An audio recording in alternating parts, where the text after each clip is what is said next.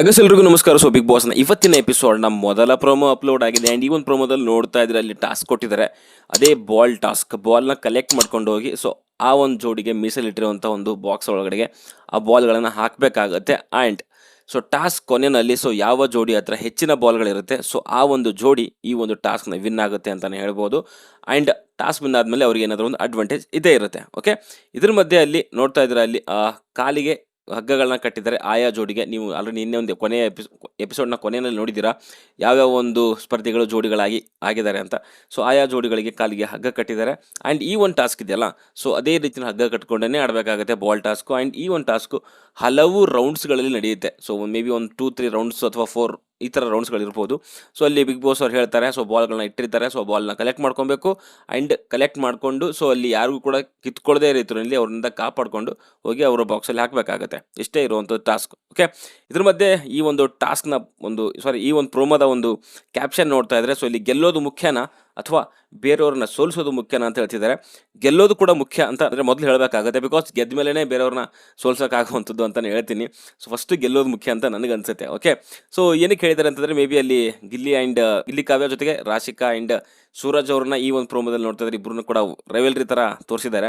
So ಏನೇನಾಗಿದೆ ಅನ್ನೋದನ್ನ episode ಕೂಡ ನೋಡೋಣ. ಸದ್ಯಕ್ಕೆ ಇವಾಗ ಪ್ರೋಮೋದಲ್ಲಿ ನೋಡ್ಕೊಂಬರೋಣ. ಓಕೆ, ಸೊ ಸ್ಟಾರ್ಟಿಂಗಲ್ಲಿ ಪ್ರೋಮೋ ಬಗ್ಗೆ ಮಾತಾಡಿದ್ರೆ ಸೊ ಸ್ಟಾರ್ಟಿಂಗಲ್ಲಿ ಬಿಗ್ ಬಾಸ್ ಹೇಳುವಂಥದ್ದು ಸೊ ಚೆಂಡುಗಳನ್ನು ಪಡೆದು ಸೊ ಎದುರುಗಾಳಿಗಳಿಂದ ಕಾಪಾಡಿಕೊಂಡು ಅತಿ ಹೆಚ್ಚು ಚೆಂಡುಗಳನ್ನು ಹೊಂದಿರುವ ತಂಡ ಜೋಡಿ ಈ ಟಾಸ್ಕ್ ಗೆಲ್ಲುತ್ತದೆ ಅಂತ ಹೇಳ್ತಿದ್ದಾರೆ. ಸೊ ಮೊದಲನೇದಾಗನೇ ಸೊ ಯಾರು ಹೆಚ್ಚಿನ ಒಂದು ಚೆಂಡುಗಳನ್ನು ಗಳಿಸ್ಕೊತಾರೆ ಸೊ ಈ ಒಂದು ಟಾಸ್ಕ್ ಮುಗಿಯೋ ಹೊತ್ತಿಗೆ ಸೊ ಅವರು ಈ ಒಂದು ಟಾಸ್ಕ್ ವಿನ್ ಆಗ್ತಾರೆ. ಓಕೆ, ಸೊ ಅಲ್ಲಿ ಗೆಲ್ಲಿ ಹೇಳ್ತಿರುವಂಥದ್ದು ಏನಂತ ಯಾರೇ ಗೆದ್ರು ನಮ್ಮನ್ನ ಆಚೆ ಹಾಕ್ತಾರೆ ಅಂತ ಹೇಳ್ತಿದ್ದಾರೆ. ಇದಂತಂದ್ರೆ ಪ್ರಿಡಿಕ್ಷನ್ ತುಂಬಾ ಚೆನ್ನಾಗಿದೆ ಅಂತ ಅನ್ಸುತ್ತೆ. ಸೊ ಆ ಕಡೆಗೆ ರಾಶಿಕಾ ಆ್ಯಂಡ್ ಸೂರಜ್ ಕೂಡ ಪ್ಲಾನ್ ಮಾಡ್ತಿರುವಂಥದ್ದು, ಅದರಲ್ಲೂ ಮುಖ್ಯವಾಗಿ ರಾಶಿಕಾ ಹೇಳ್ತಿರುವಂಥದ್ದು ನಾವು ಗೆಲ್ತಾ ಇರೋದು ಆಮೇಲೆ ಗಿಲ್ಲಿ ಕಾವ್ಯನ ಆಚೆ ಹಾಕ್ತಿರೋದು ಅಂತ.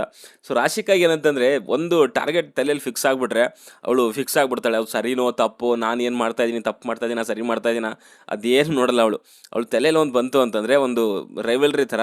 ಸೊ ಅದನ್ನು ಫಸ್ಟು ಅವ್ರನ್ನ ಸೋಲಿಸ್ಬೇಕು ಅಂತ. ಫಸ್ಟು ಸೋಲಿಸೋದಕ್ಕಿಂತ ಫಸ್ಟ್ ನಾವು ಗೆಲ್ಲಬೇಕು ಅನ್ನೋದ್ರ ಬಗ್ಗೆ ಯೋಚನೆ ಇರಬೇಕು. ಸೊ ಬೇರೆಯವ್ರನ್ನ ಸೋಲಿಸ್ಬೇಕು ಅನ್ನೋದು ಆತುರದಲ್ಲಿ ಸೊ ತಮ್ಮ ಗೇಮ್ನ ಅವರು ಹಾಳು ಮಾಡ್ಕೊತಿದ್ದಾರೆ ಅಂತ ನನಗನ್ಸುತ್ತೆ. ಓಕೆ, ಅದು ಹೊರಗಡೆಯೂ ಕೂಡ ಕೆಟ್ಟದಾಗಿ ಕಾಣಿಸ್ತಾ ಇದೆ. ಸೊ ಫಸ್ಟ್ ನೀವು ನಿಮ್ಗೆ ಸೋಲಿಸ್ಬೇಕು ಅಂತ ಇದೆಯಾ, ಫಸ್ಟ್ ನೀವು ಗೆಲ್ಲಿ, ಅದನ್ನು ಮನಸ್ಸಲ್ಲಿ ಇಟ್ಕೊಂಡು ಗೆದ್ದಾದ್ಮೇಲೆ ತೋರಿಸ್ಬೇಕು ಹೊರತು ಸುಮ್ಮನೆ ಮುಂಚೆ ಹೇಳ್ಬಿಟ್ಟು ಅದನ್ನು ಮಾಡೋವಂಥದ್ದು ಎಲ್ಲೋ ಅವರಿಗೆ ಬ್ಯಾಕ್ ಫೈರ್ ಆಗುತ್ತೆ. ಸೊ ಇವಾಗ ಆಗ್ತಾ ಇದೆ ಅಂತ ಹಂಗೆ ಅದೇ ರೀತಿಯಲ್ಲಿ ಎಲ್ಲರೂ ಕೂಡ ಫಸ್ಟ್ ನೀನು ಗೆಲ್ಲಮ್ಮ ಆಮೇಲೆ ನೀನು ಸೋಲಿಸುವಂತೆ ಬರೀ ಸೋಲ್ಸೋದೇ ಆಟ ಅಂದ್ಕೊಂಡ್ಬಿಟ್ಟಿದೆ ಅನ್ನೋ ರೀತಿಯಲ್ಲಿ ಹೊರಗಡೆ ಕ್ರಿಯೇಟ್ ಆಗ್ತಾ ಇದೆ. ತಪ್ಪೇನಿಲ್ಲ, ಅದು ಅವರು ಒಂದು ರೀತಿಯಲ್ಲಿ ಪೋರ್ಟ್ರೇ ಮಾಡ್ಕೊಂಡಿರೋ ರೀತಿ ಆ ಥರ ಇರೋದ್ರಿಂದ ಸೊ ಕಾವ್ಯನ ಸೋಲಿಸಬೇಕು ಅಂತಲೇ ಅವ್ರು ತಲೆಯಲ್ಲಿದೆ. ಅಂದರೆ ಇವಾಗ ಚಿಕ್ಕಗೆ ಕಾವ್ಯ ಕಂಡ್ರೆ ಆಗಲ್ಲ. ಸೊ ಆ ಒಂದು ವಿಚಾರದಲ್ಲಿ ಸೊ ಗಿಲ್ಲಿ ಕಾವ್ಯನ ಸೋಲಿಸಬೇಕು ಅಂತಿದ್ರೆ ಆ್ಯಂಡ್ ಅವರು ಕೂಡ ತುಂಬ ಚೆನ್ನಾಗೇ ಆಡ್ತಿದ್ದಾರೆ ಗಿಲ್ಲಿ ಕಾವ್ಯ ಅಂತ ಬಂದಾಗ. ಓಕೆ, ಸೊ ಇದಾದ್ಮೇಲೆ ಅಲ್ಲಿ ಟಾಸ್ಕ್ ಮಧ್ಯದಲ್ಲಿ ಸೂರಜ್ ಹೇಳುವಂಥದ್ದು ಸೊ ಶರ್ಟ್ ಎಲ್ಲ ಎತ್ತಂಗಿಲ್ಲಮ್ಮ ಅಂತ ಹೇಳ್ತಿದ್ದಾರೆ. ಶರ್ಟ್ ಎಲ್ಲ ಎತ್ತಂಗಿಲ್ಲ ಅಂತೆಲ್ಲ ಹೇಳಲಿಕ್ಕಾಗಲ್ಲ. ನೀವು ಶರ್ಟ್ ಒಳಗಡೆ ಇಟ್ಕೊಂಡ್ರೆ ಪ್ಯಾಂಟ್ ಒಳಗಡೆ ಇಟ್ಕೊಂಡ್ರೆ ಅದು ಎತ್ತಂಗಿಲ್ಲ ಪತ್ತಂಗಿಲ್ಲ ಅಂತ ಹೇಳೋಕ್ಕಾಗಲ್ಲ, ಎತ್ತಬೇಕಾಗತ್ತೆ. ಫಸ್ಟ್ ಆಫ್ ಆಲ್ ನೀವು ಈ ಒಂದು ಬಿಗ್ ಬಾಸ್ ಟಾಸ್ಕ್ಗಳಲ್ಲಿ ಶರ್ಟ್ ಒಳಗಡೆಗೆ ಪ್ಯಾಂಟ್ ಒಳಗಡೆಗೆ ಅದು ಯಾವುದೇ ಟಾಸ್ಕ್ ಆದರೂ ಆಗಿರ್ಬೋದು ಏನೂ ಬಚ್ಚಿಟ್ಕೊಳ್ಳೋ ಹಾಗಿಲ್ಲ. ನೀವು ಬಚ್ಚಿಟ್ಕೊತಾ ಇದ್ದೀರಾ. ನಾನು ಲಾಸ್ಟ್ ಒಂದು ಯಾವುದೋ ಟಾಸ್ಕಲ್ಲೂ ಕೂಡ ಹೇಳಿದ್ದೆ ನಾನು. ಅಲ್ಲಿ ಗಿಲ್ಲಿ ಕೂಡ ಯಾವುದೋ ಒಂದು ಕಾಯಿನ್ಸ್ಗಳನ್ನ ಪ್ಯಾಂಟ್ ಒಳಗಡೆಗೆ, ಹುಡುಗಿರು ಕೂಡ ಟೀ ಶರ್ಟ್ ಒಳಗಡೆ ಎಲ್ಲ ಹಾಕ್ಕೊಂಡಿದ್ರು. ಆವಾಗ ಅದೇ ಒಂದು ಗಿಲ್ಲಿಗೆ ಪ್ಯಾಂಟ್ ಎಲ್ಲ ಹರಿದಾಗ್ಬಿಟ್ಟು ಕಾಯಿನ್ಸ್ಗಳನ್ನ ಕಿತ್ಕೊಂಡ್ರು. ಸೊ ಅದು ಸರಿನಾ ಆಗಿದ್ರೆ ಪ್ಯಾಂಟ್ ಎಲ್ಲ ಹರಿದೋಗ್ಬಿಟ್ಟಿತ್ತು. ಆ ರೇಂಜಿಗೆ ಕಿತ್ತಾಟ ಆಡಿದ್ರು. ಸೊ ಅಲ್ಲಿ ಹಂಗಾಗಿದೆ ಅಂದಮೇಲೆ ಶರ್ಟ್ ಒಳಗಡೆಗೆ ಕೈ ಹಾಕಿ ಎತ್ಕೊಳ್ಳೋದ್ರಲ್ಲಿ ಏನು ತಪ್ಪಿಲ್ಲ. ಹಾಗಿದ್ರೆ ಬಾಲು ಟೀ ಶರ್ಟ್ ಒಳಗಡೆ ಇಟ್ಕೊಂಡ್ಬಿಟ್ರೆ ಅಲ್ಲಿ ಯಾರು ಟಚ್ಚೇ ಮಾಡೋಂಗಿಲ್ವಾ? ಅದು ತಪ್ಪು ನನ್ನ ಪ್ರಕಾರ ಸೂರಜ್ ಹೇಳಿರುವಂಥದ್ದು. ಅವಾಗ ಕಾವ್ಯ ಕೂಡ ಕ್ಲಿಯರಾಗಿ ಹೇಳಿದ್ರು, ಶರ್ಟ್ ಒಳಗೆ ಇಟ್ಕೊಂಡ್ರೆ ಶರ್ಟ್ ಎತ್ತಬೇಕಾಗುತ್ತೆ ಸೂರಜ್ ಅಂತ ಹೇಳಿದ್ರು. ಕರೆಕ್ಟಾಗಿ ಹೇಳಿದ್ರು ಅವರು.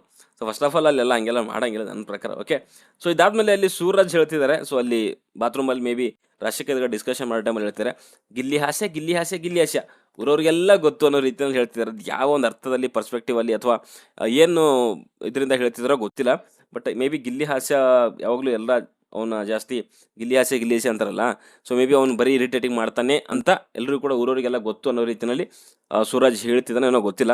ಸುಮ್ಮನೆ ಅದ್ರ ಬಗ್ಗೆ ನಾವು ಕಮೆಂಟ್ ಮಾಡೋದು ತಪ್ಪಾಗುತ್ತೆ. ಅವನು ಯಾವ ಒಂದು ಅರ್ಥದಲ್ಲಿ ಹೇಳಿದ ಅನ್ನೋದು ಎಪಿಸೋಡ್ ನೋಡಿದಾಗಲೇ ಗೊತ್ತಾಗುವಂಥದ್ದು. ಓಕೆ, ಸೊ ಇದಾದಮೇಲೆ ಗಿಲ್ಲಿ ಹೇಳುವಂಥದ್ದು I want to break this pattern ಅಂತ ಹೇಳ್ತಿದ್ದಾರೆ. ಇದು ಒಂಥರ ಇಂಗ್ಲೀಷ್ನಲ್ಲಿ ಸಖತ್ತಾಗಿದೆ. ಇಷ್ಟೊಂದೆಲ್ಲ ಇಂಗ್ಲೀಷ್ ಬರುತ್ತೆ ನಮ್ಮ ಗಿಲ್ಲಿಗೆ ಅಂತ ಅನ್ಸುತ್ತೆ ಒಂದೊಂದು ಸಾರಿ. So I want to break this pattern ಅಂತ. ಸೊ ನೋಡೋಣ ಟಾಸ್ಕ್ ಗೆಲ್ತಾರ ಏನು ಮಾಡ್ತಾರ ಅಂತ. ಅಪ್ಡೇಟ್ಗಳ ಪ್ರಕಾರ ಏನು ಅಂತಂದರೆ ನಮ್ಮ ರಕ್ಷಿತಾ ಆ್ಯಂಡ್ ಮಾಳು ಅವರು ಈ ಟಾಸ್ಕ್ನ ವಿನ್ ಆಗಿದ್ದಾರೆ ಅಂತ ಹೇಳ್ತಿದ್ದಾರೆ. ಜೊತೆಗೆ ನಮ್ಮ ಸ್ಪಂದನ ಅವರಿಗೆ ಲೆಗ್ ಇಂಜುರಿ ಆಗಿದೆ ಅಂತೆ. ಸೊ ಲೆಗ್ ಇಂಜುರಿ ಆಗಿರೋದ್ರಿಂದ ಸೊ ಟಾಸ್ಕು ಸುಮಾರು ಏನು ರೌಂಡ್ಸ್ಗಳು ನಡಿಬೇಕಾಗಿತ್ತು. ಸೊ ಎಷ್ಟು ರೌಂಡ್ಸ್ ಆಗಿತ್ತು, ಸೊ ಆ ರೌಂಡ್ಗೆ ಎಂಡ್ ಆಗಿದೆ. ಅದ್ರ ಮಧ್ಯೆ ಸೊ ಯಾರ್ಯಾರು ಹತ್ರ ಬಾಲ್ ಇದೆ ಅಂತಂದರೆ 3 ಬಾಲು ರಕ್ಷಿತಾ ಆ್ಯಂಡ್ ಮಾಳು ಜೋಡಿ ಹತ್ರ, ಆ್ಯಂಡ್ ಇನ್ನು 3 ಬಾಲು ಸೊ ಗಿಲ್ಲಿ ಆ್ಯಂಡ್ ಕಾವ್ಯ ಹತ್ರ. ಸೊ 2 ಬಾಲ್ ಬಂದು ಸೊ ನಮ್ಮ ರಾಶಿಕಾ ಆ್ಯಂಡ್ ಸೂರಜ್ ಹತ್ರ. ಇನ್ನು ಮಿಕ್ಕಿರುವಂಥ ಜೋಡಿಗಳಲ್ಲಿ ಒಂದೊಂದು ಬಾಲ್ ಇತ್ತಂತೆ. ಸೊ ಈ ಒಂದು ಕಾರಣಕ್ಕೆ ಅಲ್ಲಿ ರಕ್ಷಿತಾ ಆ್ಯಂಡ್ ಏನು ಮಾಳು ಇದ್ದಾರೆ, ಸೊ ಅವ್ರ ಹತ್ರ 3 ಇತ್ತು, ಗಿಲ್ಲಿ ಕಾವ್ಯದಲ್ಲಿ 3 ಇತ್ತು. ಇನ್ನು ಉಳಿದಿರೋಂಥ ಜೋಡಿಗಳಿಂದ ಯಾರು ಬಾಲ್ಗಳನ್ನ ನೀವು ಬೇರೆ ತಂಡಕ್ಕೆ ಕೊಡಬೇಕು, ಬೇರೆ ಜೋಡಿಗೆ ಕೊಡಬೇಕು ಅಂತಂದಾಗ ರಕ್ಷಿತಾ ಆ್ಯಂಡ್ ಮಾಳಿಗೆ ಚೂಸ್ ಮಾಡಿರಬಹುದು ಅಂತ ಅನ್ನಿಸ್ತಾ ಇದೆ ನನಗೆ. ಸೊ ಅದಕ್ಕೋಸ್ಕರ ಅಲ್ಲಿ ಅವರು ವಿನ್ ಆಗಿದ್ದಾರೆ ಅಂತಲೇ ಹೇಳಬಹುದು. ಓಕೆ, ಸೊ ಅವರು ಒಂದು ತಂಡನ ಆಚೆ ಇಡಬೇಕಾಗುತ್ತೆ. ಸೊ ಅಪ್ಡೇಟ್ಗಳ ಪ್ರಕಾರ ಏನಂತಂದರೆ ಚೈತ್ರ ಆ್ಯಂಡ್ ರಜತ್ ಅವರನ್ನು ಸೊ ಈ ಒಂದು ನೆಕ್ಸ್ಟ್ ಟಾಸ್ಕಿಂದ ಆಚೆ ಇಟ್ಟಿದ್ದಾರೆ ಅನ್ನೋ ರೀತಿಯಲ್ಲಿ ಅಪ್ಡೇಟ್ ಬರ್ತಾ ಇದೆ. ಓಕೆ, ಇದೆಲ್ಲ ಜಸ್ಟ್ ಅಪ್ಡೇಟ್ಗಳು. ಸೊ ಯಾವುದಕ್ಕೂ ಕೂಡ ಕನ್ಫರ್ಮ್ ಅಂತ ಹೇಳ್ಕೋಬೇಡಿ. ಸೊ ಕನ್ಫರ್ಮ್ ಅಂದರೆ ನೀವು ಎಪಿಸೋಡಲ್ಲೇ ನೋಡಬೇಕಾಗುತ್ತೆ. ಓಕೆ, ಸೊ ಇದ್ರ ಮಧ್ಯೆ ಅಲ್ಲಿ ಲಾಸ್ಟ್ ಶಾಟ್ ನೋಡ್ತಾ ಇದ್ದೀರಾ ನೀವು. ಸೊ ಅಲ್ಲಿ ಗಿಲ್ಲಿ ನಮ್ಮ ರಾಶಿಕ್ ಅವರ ಕಾಲು ಹಿಡಿದು ಎಳಿತಾ ಇದ್ದಾನೆ. ಅದು ಕೂಡ ನನ್ನ ಪ್ರಕಾರ ಎಲ್ಲೋ ತಪ್ಪು ಅಂತ ನನಗನ್ಸುತ್ತೆ. ಯಾಕಂತಂದರೆ ಬೇರೆಯವ್ರು ಏನೋ ಮಾಡ್ತಾರೆ ಅಂತ ಹೇಳಿ ಸೊ ಅವ್ರು ಕಾಲು ಹಿಡಿದು ಇಳಿಯುವಂಥದ್ದು, ನಾನು ಅದನ್ನ ಲೈವ್ ಫುಟೇಜಸ್ ಕೂಡ ನೋಡಿದೆ ನಾನು. ಅದು ಕಾಲು ಹಿಡಿದು ಎಳೆದಿರೋದೇ ಇದೆ. ಅದೇನಾಗುತ್ತೆ ಅಂದರೆ ಟಾಸ್ಕ್ ಅಂತ ಬಂದಾಗ ಗೆಲ್ಲೋದು ಮುಖ್ಯ, ಬೇರೆಯವ್ರು ಮಾಡೋದು ಕೂಡ ತಪ್ಪಲ್ಲ. ಬಟ್ ಒಬ್ಬ ಬಿಗ್ ಬಾಸ್ ಸೀಸನ್ 12ರ ವಿನ್ನರ್ ಆಗುವಂಥವ್ರು ಸೊ ಆ ಥರ ಮಾಡುವಂಥದ್ದು ಎಲ್ಲೋ ಸ್ವಲ್ಪ ಸರಿಯಾಗಿ ಇಲ್ಲ ಅಂತ ನನಗನ್ಸುತ್ತೆ. ರಾಶಿಕಾ ಕೂಡ ಅಲ್ಲಿ ಸ್ಪಂದನ ಮೇಲೆ ಕುತ್ಕೊಂಡಿದ್ದಾರೆ. ಸೊ ಅದು ಕೂಡ ಅವ್ರಿಗೆ ಹಾರ್ಮ್ ಆಗ್ಬೋದು, ಅದು ಕೂಡ ತಪ್ಪಿದೆ, ಇಲ್ಲ ಅಂತ ಹೇಳ್ತಲ್ಲ. ಬಟ್ ಗಿಲ್ಲಿ ಮಾಡೋದಕ್ಕೂ ಕೂಡ ಬೇರೆಯವ್ರು ಮಾಡೋದಕ್ಕೂ ಕೂಡ ಡಿಫ್ರೆನ್ಸ್ ಇರುತ್ತೆ. ಸೊ ಇವಾಗ ಬಿಗ್ ಬಾಸ್ ವಿನ್ನರ್ ಆಗಬೇಕು ಅಂತಂದರೆ ಒಂದು ಸ್ವಲ್ಪ ಮಾನವೀಯತೆ ಇರಬೇಕು. ಯಾಕಂದರೆ ಅಲ್ಲಿ ರಾಶಿಕ್ ಅವರು ನಡೀತಾ ಇರಬೇಕಾದ್ರೆ ಸೊ ಕಾಲು ಯಾವುದು ಕೆಳಗಡೆಗೆ ಅದ್ರದ್ದು ಮೇನ್ ಭಾರ ಆ ಕಾಲ ಮೇಲೆ ಇರುತ್ತೆ. ಸೊ ಆ ಕಾಲು ಹಿಡ್ದೇ ಎಳೆದಿದ್ದಾರೆ.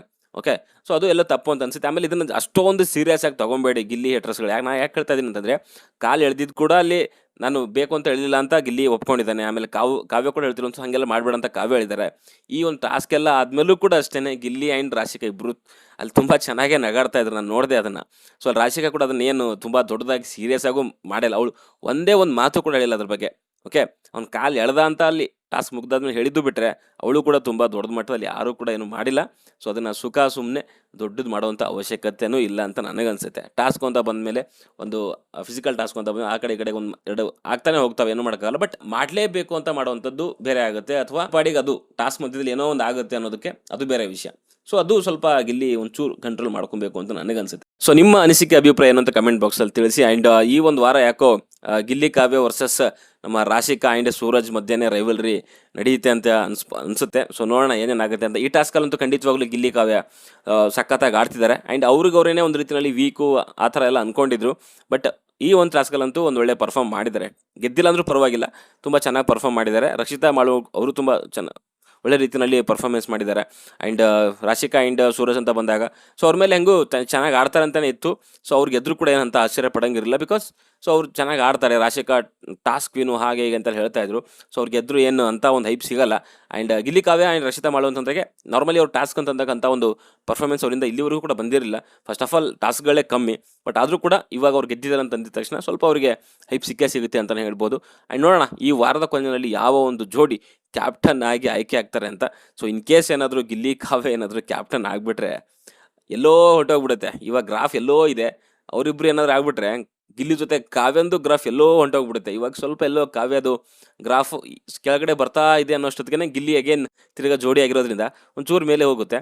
ಇನ್ ಕೇಸ್ ಗೆದ್ರೆ ಅಂದರೂ ಹಿಡಿಯೋಕ್ಕೆ ಆಗಲ್ಲ ಗಿಲ್ಲಿನ ಕಾವ್ಯನ. ಓಕೆ, ಸೊ ಒಂಥರ ನನಗೆ ಅನ್ಸುತ್ತೆ ಗಿಲ್ಲಿ ಆಗಬೇಕು ಅಂತ. ಸೊ ಹೇಗೆ ಅವನು ಕ್ಯಾಪ್ಟನ್ಶಿಪ್ ಮಾಡ್ತಾನೆ ಅನ್ನೋ ರೀತಿಯಲ್ಲಿ, ಆಮೇಲೆ ಮನೆಯವರು ಅವನಿಗೆ ಯಾವ ರೀತಿಯಲ್ಲಿ ರಿಯಾಕ್ಟ್ ಮಾಡ್ತಾರೆ ಅನ್ನೋದು ಕೂಡ ನೋಡ್ಲಿಕ್ಕೆ ನಾನಂತೂ ಕಾಯ್ತಾ ಇದ್ದೀನಿ. ಸೊ ನಿಮ್ಮ ಅನಿಸಿಕೆ ಅಭಿಪ್ರಾಯ ಏನು ಅಂತ ಕಮೆಂಟ್ ಬಾಕ್ಸಲ್ಲಿ ತಿಳಿಸಿ.